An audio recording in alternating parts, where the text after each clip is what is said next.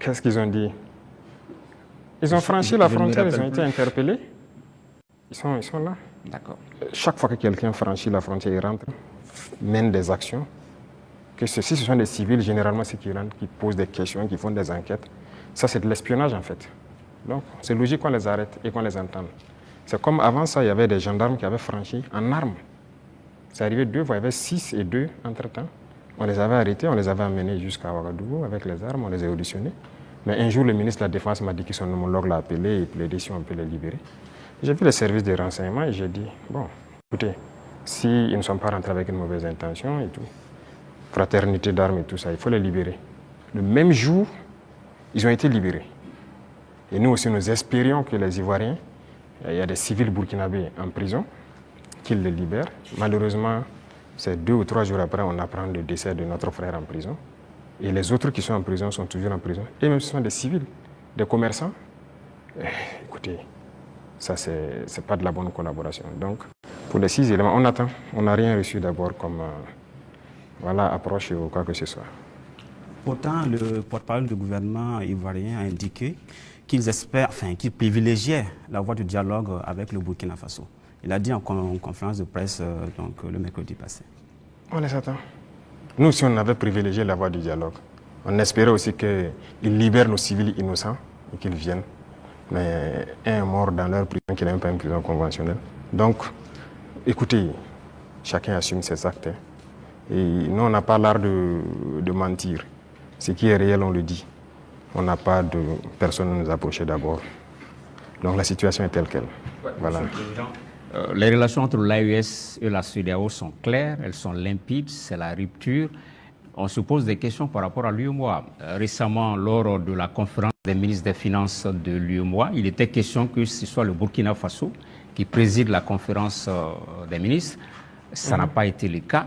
Comment est-ce que cette question a été abordée au niveau du collège des chefs de l'État de l'AES? Quelle lecture vous en faites? Non, ce n'est pas surprenant. Nous, on était préparés à ça, ce n'est pas surprenant. Vous voyez, il y a des gens qui se prévalent de gouverner toute l'Afrique de l'Ouest et qui sont les... Ça ne marche pas avec nous. Ça ne marche pas, on les a dit clairement. Moi, j'ai des gens avec certains chefs d'État, j'ai dit ça ne marche pas. Y a-t-il de quoi quitter l'UEMOA, Monsieur le Président? Mais c'est la nécessité. Et peut-être on tend vers ça. Si on ne peut pas gouverner, qu'est-ce que vous voulez? On nous cherche. Ça a été le même cas que la CEDEAO. On nous pousse vers la porte, ben on va partir. Donc on les regarde. La balle est dans leur camp. En préparant l'émission, Monsieur le Président, on a appris que vous aimez cette formule « tout est urgent ». Au sein de l'AIS, est-ce qu'il y a plus urgent, même dans la hiérarchisation des urgences, qu'est-ce qu'on peut privilégier aujourd'hui? Les urgences au niveau de l'AIS? Oui. C'est la question sécuritaire. C'est le plus urgent. Et vient maintenant la question du développement qui est liée à la question sécuritaire. Il faut qu'on libère nos terres et qu'on sécurise nos populations. Ça, c'est l'urgence absolue. Donc, tout l'effort, toute la concentration, même nos tâches quotidiennes doivent être orientées vers ça. Chaque fois qu'il y a un incident, en tant que chef d'État, on doit être au courant et on doit s'intéresser, on doit trouver des solutions, et ainsi de suite. C'est ça qui est le plus important. Et réfléchir constamment, récupérer nos terres, sécuriser, faire en sorte que même dans 100 ans, cette situation n'arrive plus.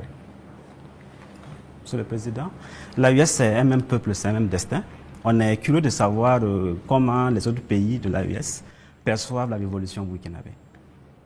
Peut-être qu'il viendra en révolution. C'est une étape. Mais il faut savoir que le Burkinabé est intrinsèquement révolutionnaire. C'est le même peuple par la mentalité actuellement qu'on a réussi à inculquer. Mais fondamentalement, vous-même vous êtes Burkinabé, vous savez que non n'est pas facile. Le Burkinabé est intrinsèquement révolutionnaire. Ça fait que la révolution passe plus facilement. Voilà. Même quand on ne faisait pas la révolution, les gens même réclamaient la révolution.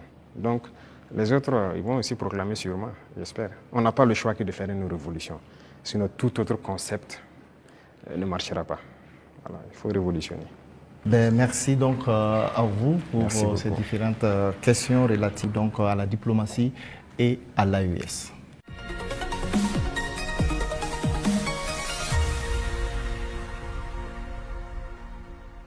Monsieur le Président, nous nous acheminons vers la fin donc, de cet entretien. La 5e et dernière rubrique concerne la géopolitique régionale et internationale. Les questions irrélatives donc, sont portées par Dieudonné Zoungrana de Aujourd'hui au Faso et Jules Domsé donc, de Vox Africa. Vous avez pour cette rubrique 15 minutes également. Alors, Excellence, si vous permettez, on va rester toujours en Côte d'Ivoire. Les relations avec ce pays sont exécrables. Et avec le langage direct et franc du soldat et du révolutionnaire que vous êtes, vous avez eu à dire que les raisons de cette colère, vous n'êtes pas contre le peuple ivoirien, mais contre les dirigeants qui donnent le gîte et le couvert aux déstabilisateurs du Burkina Faso. Alors, à quand et dans quelles conditions peut-on avoir un dégel et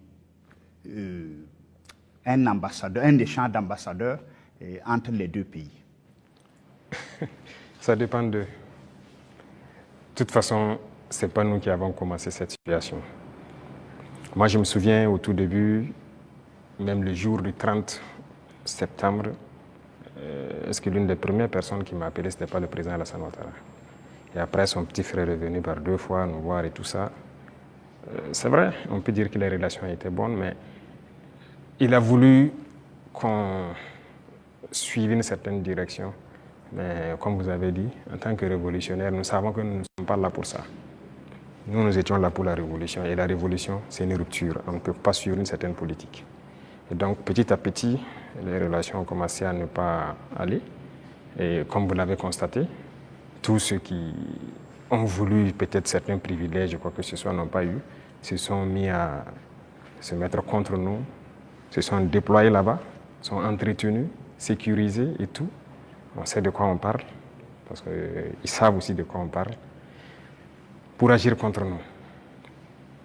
Il n'y a pas quelqu'un qui a quitté la Côte d'Ivoire et qui était venu ici en son temps. Nous avons observé ça pendant près de 2 ans.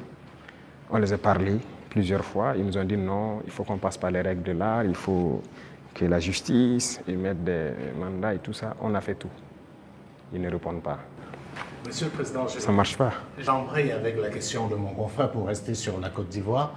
Comme vous le savez très bien, la Côte d'Ivoire a une élection présidentielle cette année, dans quelques mois. Est-ce que c'est quelque chose qui vous intéresse? Ça nous intéresse, d'autant plus qu'on a beaucoup de compatriotes en Côte d'Ivoire quand même. Et on craint qu'il y ait des violences. Et ça, ce n'est pas forcément la bienvenue. Parce que nous avons vécu malheureusement les années passées aux violences en Côte d'Ivoire avec les opérations Bahiri. Tout le monde a subi ça au Burkina. Aujourd'hui, vraiment, nous ne souhaitons pas qu'il y ait des violences. Tout à l'heure, vous avez semblé dire quelque chose. Je voudrais que vous précisiez, parce que c'est un peu très sensible selon moi. Est-ce que vous semblez nous dire qu'aujourd'hui, la Côte d'Ivoire servirait de base arrière à une organisation visant à déstabiliser le Burkina Faso? Ça, même plus que ça. Base arrière à une organisation servant à déstabiliser le Burkina. Ils sont là-bas. Les ennemis du Burkina sont clairement là-bas, affichés, protégés. Ils sont payés, ils sont protégés, ils sont bien logés. En plus de ça, il y a la question du terrorisme. Mais non. Le pouvoir flotte avec les terroristes. Il ne faut pas se mentir. Attendez. Croyez-vous vraiment que peut-être l'armée ivoirienne est tellement surpuissante que quand les terroristes les voient seulement, ben écoutez, ceux-là, il ne faut même pas les toucher, quoi que ce soit. Vous croyez à ça? Ils sont tellement plus puissants que les 3 armées de l'AES. C'est faux. Il y a un pacte de non-agression. Et quand il y a un pacte de non-agression, vous devenez une base arrière. Et tout ça, ça m'inquiète justement. Si ce pays, il y a des crises, le pays sera attaqué par les terroristes. Parce que s'ils ne gagnent plus ce qu'ils gagnent, le pays sera attaqué et ce pays va sombrer. C'est un danger. C'est pourquoi j'ai passé le temps à dire au chef d'État, on ne pactise pas avec les terroristes. Voilà. Alors, Monsieur le Président, qu'est-ce que vous répondez à ceux qui disent, bon, la géopolitique quand même avec la Côte d'Ivoire, ce pays voisin, qui abrite la plus grande diaspora burkinabé, alors que, bon, vos contempteurs vous accusent de pratiquer la diplomatie du muscle avec ce pays, au détriment justement de nos Paweto qui sont là-bas. Qu'est-ce que vous leur répondez? Écoutez, qui le dit? Nous sommes burkinabés, c'est ce que nous savons. et nous avons décidé de faire une révolution, on va la faire. Maintenant, celui qui embarque dedans embarque. Nous ne pouvons pas être dans une révolution et vouloir faire un autre modèle de diplomatie. Je vous ai dit la diplomatie mensongère et tout ce qu'il y a. On n'est pas prêt à être dans ce sillon-là. S'il y a quelque chose qui ne va pas, qu'on ait le courage de vous dire ça ne va pas. Il ne faut pas faire de l'hypocrisie. Généralement, les gens devant les micros et tout ça, non, tout va bien, si c'est ça, on est en train de... C'est faux, ça ne va pas bien. Il faut avoir le courage de le dire, il faut qu'on s'asseye, qu'on parle et qu'on se dise la vérité. Mais si les gens ne veulent pas ça, parce que juste dans leur tête, bon, il faut que ces gars-là ils quittent, parce qu'on ne veut pas de révolution en Afrique de l'Ouest. Ça ne va pas marcher. Donc, chacun se prépare à assumer les conséquences voilà, de la situation. Alors, pour sortir de la Côte d'Ivoire, Monsieur le Président, on reste quand même au niveau de l'AES. Vous avez certainement suivi le dernier sondage fait par nos confrères de Jeune Afrique, et avec des résultats qui peuvent sembler étonnants. Les populations des pays francophones sont tous favorables à l'AES. Je dirais, même la Côte d'Ivoire, à 66%, apprécie ce qui se fait au niveau de l'AES. Alors, comment est-ce que vous recevez ce message? Ah bon? Je n'ai même pas pu suivre ça, parce que moi, je ne suis plus ce média. Hein. Alors, on est compris, c'était un sondage qu'ils ont commandé. Peut-être qu'ils ne s'attendaient pas à ce résultat, mais le résultat est tel. Ils ont été au Cameroun, ils ont été au Sénégal, ils ont été au Bénin, ils ont été en Côte d'Ivoire. Et là-bas, les populations sont tous favorables à l'AES et apprécient dans leur grande majorité ce qui se fait au niveau de l'AES. C'est logique, je dirais. Les populations ouest-africaines sont la plupart du temps liées. C'est la même famille. C'est le colon qui nous a divisés. Hein. Et quand les gens voient qu'on essaie de s'unir, ça ne fait qu'inspirer, ça ne peut faire que plaisir. Donc moi, ça ne m'étonne pas que ces populations apprécient. Et ce qui m'étonne, c'est le fait qu'ils aient publié. Pourquoi ils ont publié ça? Ça donne de la réflexion. Pas le choix. Quand vous commandez une enquête, c'est connu. Après, vous êtes obligé de publier les résultats. Bon, peut-être ça. Voilà. Mais il faut faire attention à ces gens parce que...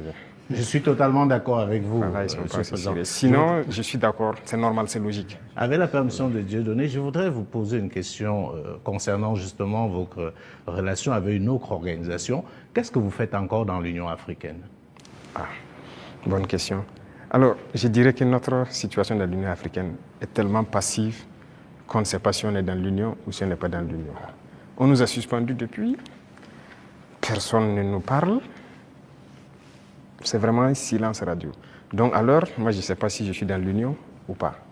Mais est-ce qu'il ne faudrait pas marquer le coup en posant aussi un acte historique, comme cela a été le cas avec la CEDEAO, en claquant la porte à une institution qui visiblement ne sert pas à grand chose? J'ai eu à discuter avec un diplomate de cette organisation.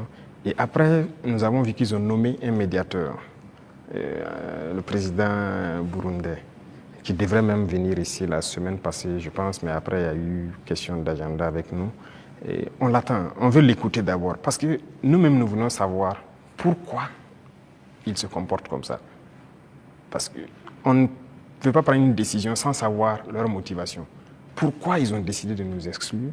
Pourquoi ils se comportent comme ça avec nous? Si on a leur motivation, là, si on quitte, on pourra expliquer à nos peuples, voilà ce qu'ils ont dit, voilà les raisons.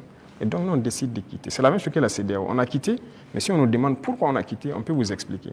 Mais aujourd'hui, si on quitte l'Union et qu'on nous demande, nous-mêmes, nous ne savons pas pourquoi ils nous ont suspendus. Pourquoi ils se comportent comme ça. Certes, ils ont dit qu'on est anticonstitutionnel, mais au jour d'aujourd'hui, je pense que... Monsieur le Président, vous pouvez aussi quitter parce que vous estimez que c'est une organisation qui travaille contre les intérêts de l'Afrique. Je ne pense pas que l'Union africaine peut être dans une posture révolutionnaire comme celle que vous menez. Non. Par respect pour certaines personnes, voilà pourquoi j'ai dit j'attends que le médiateur qui a été nommé, qui a déjà envoyé son émissaire, prenne contact avec nous. Nous l'attendons. C'est par respect vraiment pour ce président. Nous l'attendons qu'il vienne, qu'on discute, qu'il nous dise ce qu'il y a et nous lui dirons les conclusions de nos débats. Monsieur le Président, on va aller au bord de la mer Noire, en Russie. Alors, la science a l'art de ces instruments. Vous avez fait des études scientifiques. Alors, lors d'un séjour à Moscou, vous avez demandé au patron du Kremlin de nous apprendre à pêcher le poisson au lieu de nous donner le poisson, le transfert des technologies. Alors ça, je pense qu'aujourd'hui, c'est vrai, tout le monde est d'accord que le biberonnage là, extérieur ne peut plus continuer. Alors où en est-on aujourd'hui avec justement ce transfert de technologie? Parce que vous avez parlé tout de suite avec des confrères qu'on va un jour fabriquer même nos armes ici. Alors où en est-on actuellement avec ce transfert de technologie? Alors, je pense qu'ils ont bien entendu le message. Je l'ai clamé en 2023 pendant le sommet de Saint-Pétersbourg, on nous a donné du blé, il ne faut pas qu'on aille encore demander du blé, il faut cultiver. Si on nous donne du poisson, il faut qu'on apprenne à pêcher. Et je pense que les initiatives qu'on est en train de développer, nous avons demandé donc à la Russie d'offrir un certain nombre de bourses d'études à des étudiants burkinabés pour qu'ils aillent apprendre la science. Ils ont accepté. Donc il y a déjà des gens qui sont partis dans certains domaines pointus. Si vous regardez la création de l'agence atomique, on a déjà des étudiants qu'on a envoyés depuis l'année dernière qui sont en formation sur le domaine atomique, qui est une technologie poussée. Et on va continuer d'en envoyer chaque année. Donc il y a plusieurs autres domaines où nous avons demandé des formations. Ce n'est pas la Russie seulement. Même à la Chine, on a demandé des formations particulières et envoyé des étudiants. En Iran aussi, pareil, on est en train de taper en tout cas tous ceux qui ont pu développer des technologies pour envoyer des étudiants formés. Alors géopolitiquement, bon, le capitaine président Ibrahim Traoré aujourd'hui a mis le Burkina sur orbite, comme à l'époque un Sankara. Qu'est-ce que ça vous fait aujourd'hui? Bon, un pays comme le Burkina, bon, certains disent un petit capitaine. Qu'est-ce que ça vous fait géopolitiquement aujourd'hui d'être au pinacle? Écoutez, est-ce que vous avez toujours la tête sur les épaules? On a forcément la tête sur les épaules. C'est une charge. De voir, c'est une mission globale qui nous a été confiée. De voir que tout le monde entier s'intéresse au Burkina, je ne dirais pas une pression, mais c'est une charge. Et c'est une responsabilité. Et on doit de l'assumer avec toute la concentration nécessaire. On n'a pas le droit de faillir. Qu'on le veuille ou pas, nous allons aller dans le sens des peuples. Parce que c'est eux qui ont fait valoir cela. Donc, on l'a vu, le Burkina est vraiment en orbite, comme vous le dites. Et nous travaillons à maintenir le Burkina dans cette posture, à être le pays des hommes intègres, à être le pays modèle, à être le pays qui va quitter cette situation de sous-développement, être dans quelques années un pays très développé, faire un miracle, parce que c'est ce à quoi les gens aspirent. Et aussi pouvoir donner notre part de voix et de tout ce qu'il y a, voilà, pour le bonheur du monde, si je peux dire. Depuis que vous êtes chef d'État, vous voyagez très peu. Oui. Le seul pays en Afrique où vous êtes allé, c'est probablement la Russie, si je ne m'abuse. Et on a vu vos homologues africains aux États-Unis, avec une sorte de photo de classe, avec le président Trump. Et je vous donne un commentaire d'un ami à moi qui me disait « Le capitaine Traoré n'aurait jamais accepté ça ». Est-ce que c'est vrai? Écoutez, moi je voyage peu, comme vous l'avez dit. Et je suis parti en Russie 2 fois, mais pour des objectifs bien précis. Il se peut que j'aille vers d'autres partenaires pour des objectifs bien précis. À part ça, je ne compte pas aller faire le tour du monde comme les autres le font. Parce que pour moi, il faut rester concentré, travailler pour son pays. Le président Trump lui-même, il a dit « America first ». C'est l'Amérique d'abord, il travaille pour les intérêts des Américains. Et donc moi, je travaille pour les intérêts des Burkinabés. Si je n'ai pas d'intérêt là-bas, qu'est-ce que je vais aller faire? Alors, l'un des grands sujets géopolitiques actuels, c'est bien sûr le conflit israélo-palestinien. On voit des États prendre de plus en plus position. On a vu des États occidentaux, européens, pour ne pas les nommer, dire qu'ils vont reconnaître, et c'est un signe fort, l'État palestinien. Mais comme d'habitude, l'Afrique est quasiment silencieuse.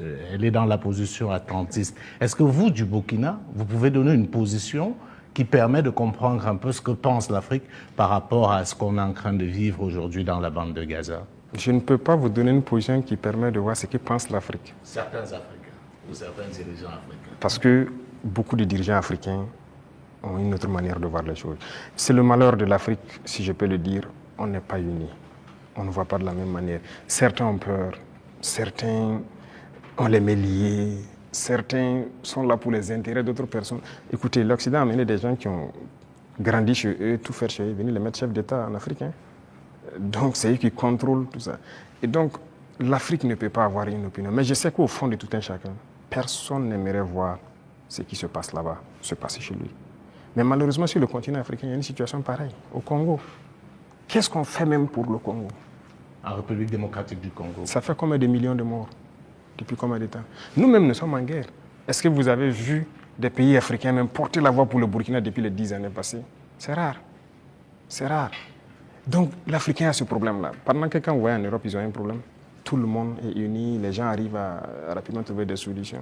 Les États-Unis, c'est pareil. Mais l'Afrique a ce problème. Vous voyez, ça fait 10 ans que nous on se bat.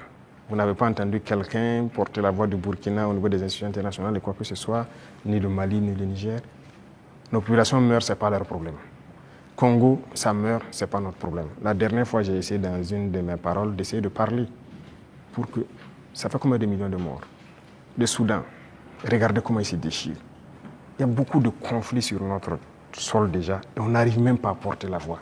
Donc, comment on va aller porter la voix des autres? Donc, il faut que nous, Africains, on se lève. Est-ce que le Burkina peut reconnaître un État palestinien? Est-ce que le Burkina est prêt à reconnaître l'État palestinien? Pourquoi pas? C'est un État. C'est un État. Pourquoi on ne va pas reconnaître un État palestinien? Non, ce qui se passe, c'est très grave. Je pense que l'État palestinien existe et doit exister. Sinon, cette guerre ne finira jamais. Là où nous partons, ça ne finira jamais. Pendant que vous croyez que ça va finir, ça reprend de plus belle. Et on va continuer comme ça. Mais je pense aussi qu'il y a beaucoup de parts de responsabilité des pays autour là-bas. Parce que c'est leur région et les gens doivent pouvoir donner la voix pour trouver une solution à ce conflit. Voilà. Et quant à nous, on continue de se battre ici. L'État burkinabé qui doit demeurer, c'est ça qui est le plus important. Et on se bat pour notre État burkinabé. Voilà, Monsieur le Président, nous sommes donc au terme de ces 90 minutes face à la presse. Merci pour votre disponibilité et merci pour cette belle opportunité offerte à la presse nationale et internationale. Mais avant de nous séparer, Monsieur le Président, est-ce que vous avez un message particulier à l'endroit du peuple burkinabé à l'orée du 3e anniversaire de votre accession à la magistrature suprême? Pour le peuple burkinabé, ça fait 3 ans que nous sommes là et qu'on chemine. Et j'ai d'abord des mots de remerciement. Des remerciements du fond du cœur. Parce que le peuple est resté concentré. Concentré pour écouter le message qu'on a véhiculé. Parce que l'une des armes importantes que nous avons utilisées, c'est aussi la communication. Et parce que nous avons compris que les impérialistes ont toujours utilisé la communication pour détruire l'Afrique. Parce que tout ce qui se passe comme conflit, ce sont des manipulations. Ce sont des manipulations. Regardez, je prends encore le cas du Soudan. 2 groupes sont manipulés par des puissances. Faudrait-il pas à un moment donné qu'on se parle, on s'assoit, on exploite nos ressources ensemble, on fait vivre nos populations, on va continuer à se déchirer? Tout ce qui s'est passé comme assassinat de leaders politiques en Afrique, les guerres et tout, c'est à travers la communication qu'on a manipulé. Et la communication est très importante. Et ça, le peuple burkinabé a été concentré pour percevoir le message. Et nous continuerons de communiquer pour les faire comprendre ce que nous faisons et vers où nous partons. Ça, c'est le plus important. Deuxième chose, je remercie Dieu aussi, qui a permis à ce que nous puissions, en tout cas malgré la guerre, poser des actes et communiquer sur ces actes pour que le peuple comprenne qu'un lendemain meilleur est possible. L'espoir est permis. Et tant que les gens garderont cet espoir, on va y arriver au point où nous souhaitons. Et la dernière chose, c'est cette situation sécuritaire qui est là, de rassurer que la guerre va finir au Burkina Faso. Nous vivrons en paix, nous ferons ce que nous avons à faire de nos richesses et nous allons nous développer. Ça, c'est une certitude. Le rêve que nous avons pour le Burkina Faso, nous allons l'accomplir. Nous continuerons les derniers bastions importants du terrorisme, nous allons continuer à les conquérir, comme ce qu'on a pu faire en 2025 avec cette grande vallée qui était un gros réservoir économique pour les terroristes que nous avons récupéré. Il y a plusieurs autres endroits où l'orpaillage terroriste continue et tout, pour les ravitailler. Nous allons récupérer toutes ces zones et l'espoir est permis. Donc, bon courage à tout le monde, restez concentrés, résilients et on continuera à se parler. C'est ça le plus important. Une fois qu'on se parle, on se comprend et on avance. Merci. Merci, Monsieur le Président. Ce sera donc le mot de fin. Merci, chers confrères, pour vos différentes questions donc adressées au président du Faso, le capitaine Ibrahim Traoré. Merci à vous, chers téléspectateurs, d'avoir suivi cet entretien avec grand intérêt. Restez donc en compagnie de nos programmes. Merci.